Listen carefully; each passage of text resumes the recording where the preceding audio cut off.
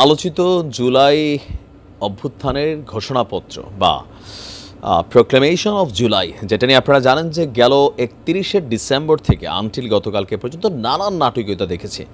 প্রথমে সরকার এক ধরনের স্টেটমেন্ট দিল, ছাত্ররা যখন শহীদ মিনারে ডাক দিয়ে ফেললো যে তোরা তাড়াতাড়ি আয়, এরপরে দেখলাম সরকার বললো যেটা আমরাই ঘোষণা করবো। তো নানান নাটকীয়তার পরে 14 থেকে 15 জানুয়ারি সর্বশেষ আলটিমেটাম ডেট ছিল, কিন্তু সরকার শেষ মুহূর্তে এসে ছাত্রদেরকে বলল যে দেখো সবার সাথে আলোচনা করতে হবে, কারণ এটা তোমাদের ব্যক্তি চাহিদা হইলে হবে না, সর্বদলের সম্মতি লাগবে। তো গতকালকে বৈঠক হলো। তো বৈঠকের পর জুলাই অভ্যুত্থানের ঘোষণাপত্রের একটা খসড়া কপি সামনে এসেছে। তো এই ঘোষণাপত্র আসলে কে লিখেছেন এটা নিয়ে এখন পর্যন্ত ওই রকম কিছু জানা যায়নি। তো আমরা আজকে একটু আলোচনা করি যে কি আছে এই ঘোষণাপত্রে। আপনারা নিশ্চয়ই অনেকেই জানতে আগ্রহী আছেন।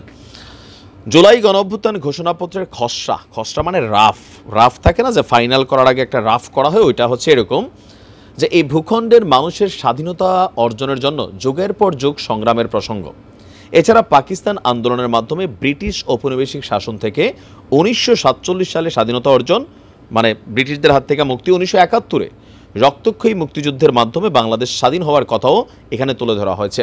এরপর বিভিন্ন প্রেক্ষাপট তুলে কিভাবে সোজা চলে আসছে 24-এ, কীভাবে ছাত্র জনতার উত্তাল গণবিক্ষোভ গণঅভ্যুত্থানে রূপ নিয়েছে এবং সাবেক প্রধানমন্ত্রী শেখ হাসিনা পদত্যাগ করে ভারতে পালিয়ে যান, সেই প্রসঙ্গও আছে।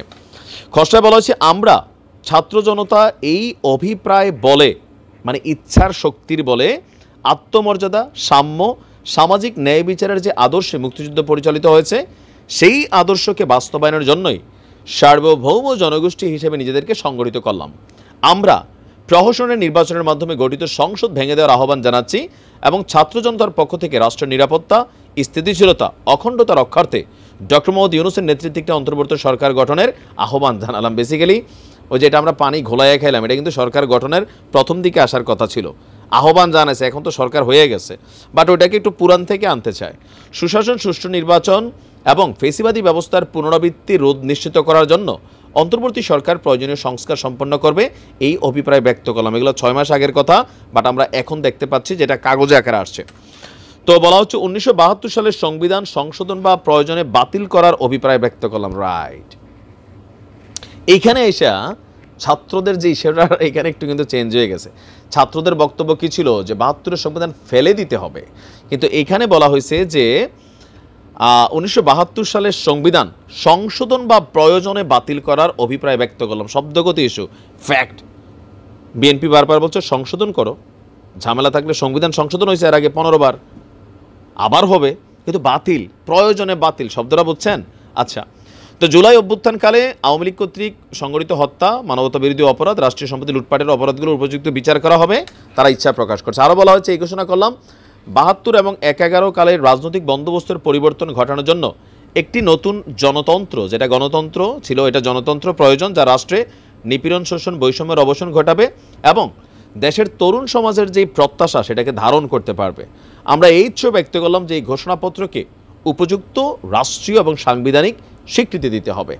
তো এগুলো সবই ঠিক আছে, আমার কাছে মনে হচ্ছে যেটা খসড়া চলে আসছে এইখানে আর কারোর কোনো দ্বিমত থাকবে না। তাহলে প্রশ্ন হচ্ছে, আমরা শুনছিলাম যে আওয়ামী লীগকে নিষিদ্ধ করা, এইটার মধ্যে আমরা তো এটা দেখতে পেলাম না।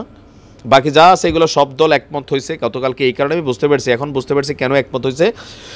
এখানে আওয়ামী লীগ নিষিদ্ধের কোনো দাবি ছিল না, শুধু এখানে বিচার আব্বা বলা হয়েছে। আবারও বলি, আওয়ামী লীগ সরকার কর্তৃক সংগঠিত গণহত্যা, মানবতা বিরোধী অপরাধ, রাষ্ট্রীয় সম্পত্তি লুটপাটের অপরাধগুলোর উপযুক্ত বিচার করা হবে।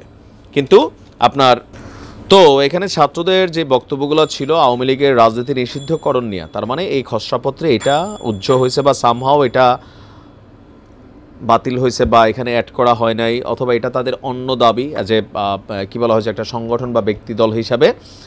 তো গতকালকে এই কারণেই সবগুলো দল প্রায় একমত হয়েছে।